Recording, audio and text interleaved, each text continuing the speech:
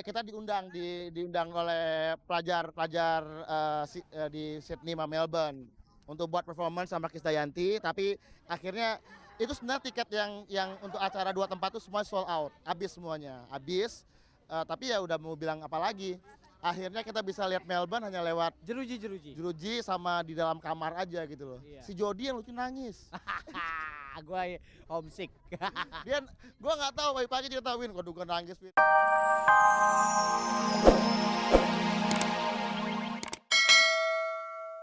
Pemirsa, masih tentang tayangan di RCTI. Setiap Selasa malam Anda akan menonton sinetron Cinta Tak Pernah Salah yang pemain utamanya adalah suami istri Paramitha Rusady dan Gunawan.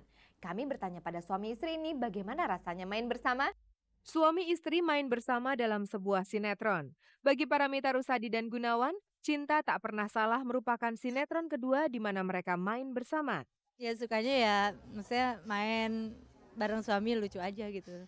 Maksudnya bisa pergi ke lokasi bareng ya, terus di lokasi juga jadi frekuensi bertemunya lebih banyak. Tapi dukanya itu kalau saya mau ngasih tahu dia kan suami gitu, nanti dia marah. Enggak ya? Kalau saya kalau ngasih taunya mah benar. Ya jangan galak-galak. Ya enggak Nggak enak deh kalau agak canggung ya, agak canggung tapi ya itu masukan yang baik karena Mita juga lebih tahu lah, lebih tahu. maksudnya bukan itu, maksudnya kalau suruh adegan mesra gitu takut jadi over gitu. Jadi canggungnya jadi soalnya suka kelebihan pas adegan mesranya gitu. Jadi aturan cium pipi jadi pengennya cium bibir. Gitu ya. Enggak bercanda. Joking. Sejauh ini Cinta Tak Pernah Salah sudah memasuki episode ke-9 di RCTI. Dan Paramitha tetap menikmati permainannya dengan Gunawan di dalam maupun di luar sinetron.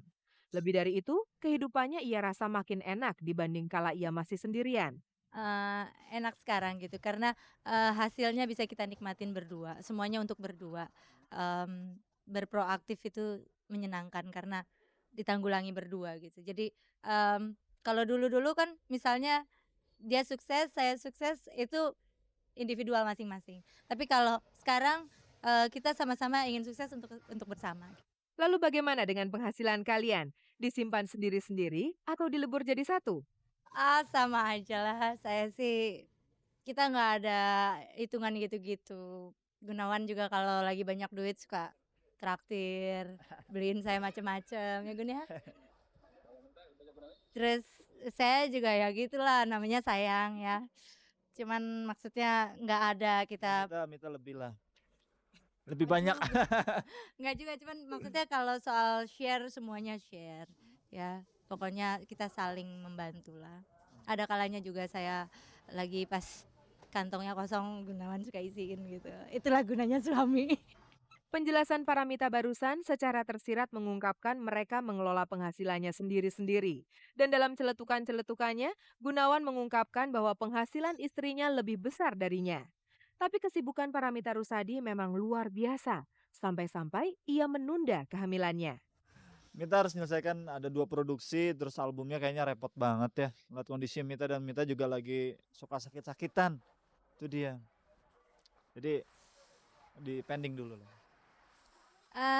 Ya saya melihat secara bukan masalah untung rugi ya, tetapi kita melihat secara fisik itu tidak memungkinkan untuk bekerja seperti syuting itu kan pulangnya dari pagi. Misalnya kerjanya dari pagi pulangnya bisa subuh gitu. Itu sangat tidak menguntungkan untuk kondisi ibu yang hamil gitu misalnya. Dan ada 2 lagi misalnya misalnya pengambilan gambar nggak bisa full gitu. Misalnya saya udah hamil kan harus close up terus.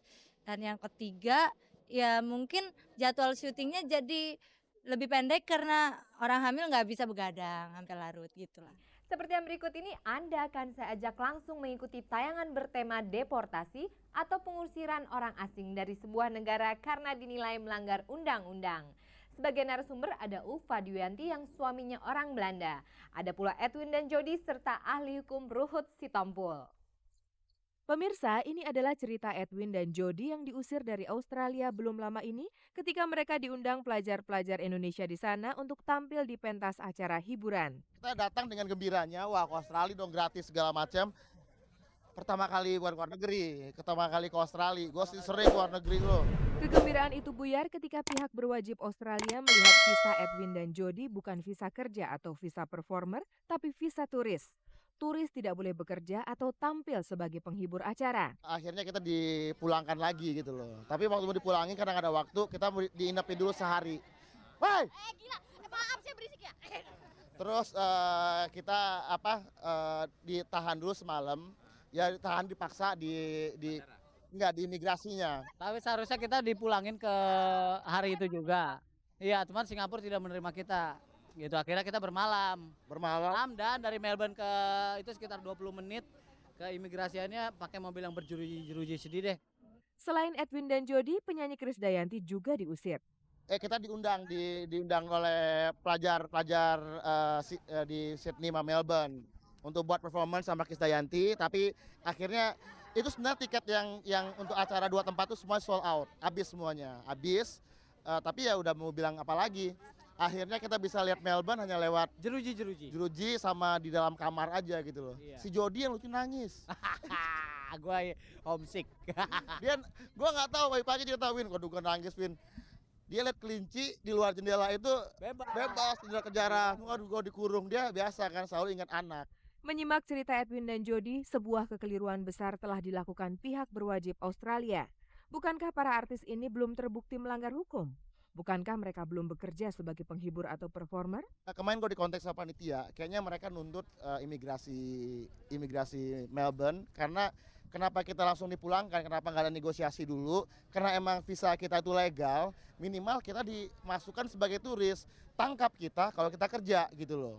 Itu istilahnya. Nah nggak tahu nih prosesnya gimana, mungkin mereka akan masukkan ke isu acara untuk persidangan. Pemirsa, berikut ini Edwin dan Jody akan menceritakan bagaimana mereka diperiksa oleh petugas Australia. Cerita dimulai dengan Krisdayanti yang bawaannya begitu banyak sehingga menimbulkan kecurigaan.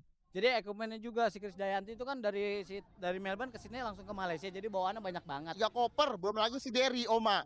Dia tuh katanya mau liburan. Masa bawa koper yang ada kaca, lampunya segala macam. Lu mau liburan kayak gini nggak mungkin lagi. Yang itu Jody dong curigain dia kan kayak preman nih, suruh ngangkang Job. Ngangkang, angkat tangan. Periksa semua, sampai ke ininya nih. Semua diperiksa. Semua periksa. Karena dicurigain, tapi akhirnya Curigai sebagai pengedar. Iya. Iya. Lucunya gini, gue kan bawa bedak ketek. Cuman gue taruh dicurigai serbuk. Apa nih katanya? What is this katanya? This is powder what? Powder for ketek, sir. What's ketek katanya? Ketek this. Terus suruh periksa duit. Dapat dibuka dompet, uang rupiah ke bawah juga. Terus ini berapa katanya, kok di kurs katanya dalam bahasa Inggris. Gue bilang sorry sir, I don't have kalkulator, gue bilang. Berisik, gue juga wawancara. Saya juga wawancara. Bentar ya. Oke. TV. Oh ya. Oke. Ya, Kita lanjut. Yang protes barusan adalah Ulfa Dwiyanti. Kepadanya nanti kami juga akan menanyakan tentang visa suaminya yang orang Belanda. Kembali kepada Edwin dan Jody, mereka memang menyesal. Kenapa tidak mengurus visa kerja? Gue sama panitia nggak marah. Emang ya. tapi gue menyayangkan kenapa mereka kalau itu kenapa kita nggak dikasih visa kerja gitu loh. Kenapa kita dikasih visa study? Apa karena mereka nggak mau bayarin pajak kita? Gitu loh. Itu satu kesalahan besar gue bilang. Kenapa kita dikasih visa study? Udah tahu kita kesana mau kerja, mau ngambil duit dolar Australia, hah? Padahal Jody sebelumnya sudah membayangkan koceknya akan penuh dengan uang asing yang kalau ditukar ke rupiah akan menjadi berlipat-lipat. Justru gue pergi kosong, pulang penuh rencana gue. Gitu. Akhirnya boro-boro kosong, pulang penuh. Punya 1 jam di situ, akhirnya gue cuma beli apaan? Kulit tanguru. Pemirsa, ini dia Ulfa Dwiyanti yang bersuamikan Klaas Poel, warga negara Belanda. Kepada Ulfa, Edwin dan Jody ingin tahu apakah suami Ulfa punya kesulitan di Indonesia. Gue nanya, si Paul tuh ada visa kerja nggak sini? Ya kakak kerja di sini, siapa yang kerja di sini? Jadi lu yang kerja selama ini? Saya kerja Pak, maaf Pak. Selama ini saya bekerja di dunia entertain. Lu ada visa nggak? Saya ada visa untuk suami orang asing. ada visa Ambon. Goblok. Goblok. Gila lo. Iya, saya punya visa. Enak gak bisanya dia? Enak. Klaspool memang tidak bekerja di Indonesia. Ia secara rutin datang dengan menggunakan visa turis untuk menengok Ulfa istrinya. Dan berbicara mengenai visa, Ulfa merasa gembira karena ia sekarang bebas bepergian ke Eropa karena bersuamikan orang